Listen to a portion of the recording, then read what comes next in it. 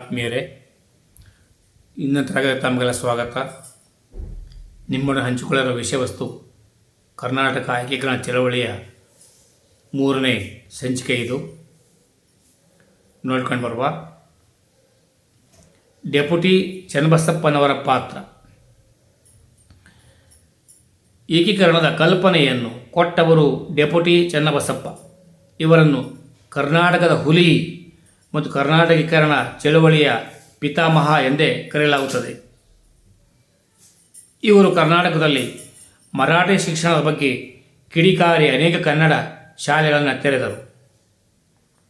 1833ರಲ್ಲಿ ತಂದೆ ಬಸವಲಿಂಗಪ್ಪ ಹಾಗೂ ತಾಯಿ ತಿಪ್ಪವ್ವ ಉದರದಲ್ಲಿ ಧಾರವಾಡದಲ್ಲಿ ಜನನವಾಯಿತು.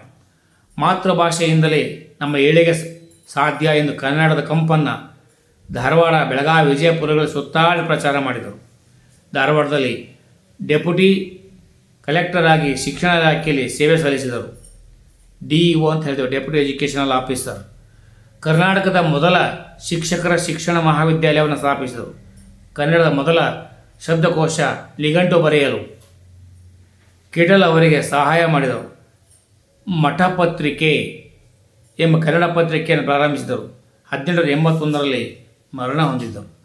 ಈಗ ಆಲೂರು ವೆಂಕಟರಾವ್ ಪಾತ್ರ. ಕನ್ನಡದ ಕುಲಪುರೋಹಿತ ಎಂದು ಕರೆಯಲ್ಪಡುವ ಇವರು 1880ರಲ್ಲಿ ವಿಜಯಪುರದಲ್ಲಿ ಜನನವಾಯಿತು.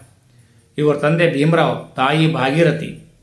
ಇವರು ಮೂಲತಃ ಬಾಗಲಕೋಟೆಯ ಆಲೂರಿನವರು. ಕರ್ನಾಟಕದ ಮೊದಲ ಲೇಖಕರ ಸಮ್ಮೇಳನ ಧಾರವಾಡದಲ್ಲಿ ನಡೆಸಿದರು. 1914ರಲ್ಲಿ ಕರ್ನಾಟಕ ಇತಿಹಾಸ ಸಂಶೋಧನಾ ಮಂಡಳಿಯನ್ನು ಧಾರವಾಡದಲ್ಲಿ ಸ್ಥಾಪಿಸಿದರು. ಹೈದರಾಬಾದ್ ಸಂಸ್ಥಾನ, ಕಲಬುರಗಿ, ರಾಯಚೂರು, ಬೀದರ್, ಕೊಪ್ಪಳ, ಕೊಲ್ಹಾಪುರದ ಸಂಸ್ಥಾನದಲ್ಲಿ ರಾಯಬಾಗ್, ಕಟ್ಕೋಳ, ತೋರಗಲ್, ಸಾಂಗ್ಲಿ ಸಂಸ್ಥಾನದಲ್ಲಿ ತೇರದಾಳ, ಶಹಾಪುರ, ದೊಡ್ಡವಾಡ, ಶಿರಹಟ್ಟಿ, ಸಾಂಗ್ಲಿ ಸಂಸ್ಥಾನದಲ್ಲಿ ಮೀರಜ್ ಸಂಸ್ಥಾನದಲ್ಲಿ ಲಕ್ಷ್ಮೇಶ್ವರ, ಕಿರಿ ಮೀರಜ್ ಸಂಸ್ಥಾನ ಮತ್ತು ಗುಡಿಗೇರಿ ಪ್ರದೇಶ, ಹಿರಿಯ ಮಿರಂದವಾಡ ಸಂಸ್ಥಾನ ಮತ್ತು ಕಿರಿಯ ಮಿರಂದವಾಡ ಸಂಸ್ಥಾನ, ಜಮಖಂಡಿ ಸಂಸ್ಥಾನ, ಮುಧೋಳ ಸಂಸ್ಥಾನ, ಜತ್ ಸಂಸ್ಥಾನ, ಅಕ್ಕಲಕೋಟ ಸಂಸ್ಥಾನ, ಔದ್ ಸಂಸ್ಥಾನ, ರಾಯದುರ್ಗ ಸಂಸ್ಥಾನ, ಸೊಂಡೂರು ಸಂಸ್ಥಾನ, ಸವಣೂರು ಸಂಸ್ಥಾನ, ಕೇಂದ್ರ ಸರ್ಕಾರದ ಹತೋಟಿಯಲ್ಲಿದ್ದ ಬೆಂಗಳೂರು, ಬಳ್ಳಾರಿ ಮತ್ತು ಬೆಳಗಾವಿ ದಂಡು ಪ್ರದೇಶಗಳು. ಇವೆಲ್ಲವೂ ಸ್ವಾತಂತ್ರ್ಯ ಪೂರ್ವದಲ್ಲಿ ಅನೇಕ ಸಂಸ್ಥಾನಗಳಲ್ಲಿ ಹರಿದು ಹಂಚಿ ಹೋಗಿರುವಂಥ ಕನ್ನಡ ನಾಡಿನ ಅಪ್ಪಟ ಪ್ರದೇಶಗಳಾಗಿದ್ದವು. ಇನ್ನು ಏಕೀಕರಣ ಹಂತಗಳು ನೋಡ್ಕೊಂಡು ಬರೋದ್ರೆ, ಥಾಮಸ್ ಮನ್ರೋ ಎಂಬ ಜಿಲ್ಲಾ ಕಲೆಕ್ಟರ್ ಕನ್ನಡ ಮಾತನಾಡುವ ಸಂಖ್ಯೆ ಹೆಚ್ಚಿದ ಕಾರಣ ಕನ್ನಡದಲ್ಲಿ ನಿಯಮ ಜಾರಿ ಮಾಡಿದನು.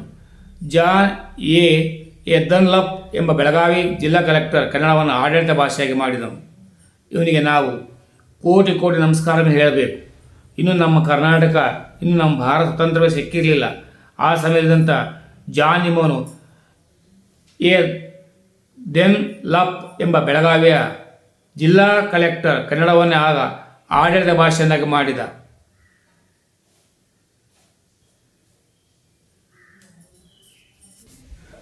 ಹೀಗೆ ಹೇಳುತ್ತಾ ಹೋದರೆ ಇನ್ನೂ ಅನೇಕ ವಿಷಯಗಳನ್ನು ನಾನಿಲ್ಲಿ ಕೈಬಿಟ್ಟಿದ್ದೇನೆ. ನೀವು ಕೂಡ ಓದ್ಕೊಂಡಿರ್ತೀರ ಅಂದ್ಕೊಳ್ತೇನೆ. ನಮಗೆಲ್ಲರಿಗೂ ಶುಭವಾಗಲಿ. ಜೈ ಹಿಂದ್, ಜೈ ಕರ್ನಾಟಕ, ಜೈ ಭಾರತ್ ಮಾತೆ. ಸರ್ವರಿಗೂ ಶುಭವಾಗಲಿ.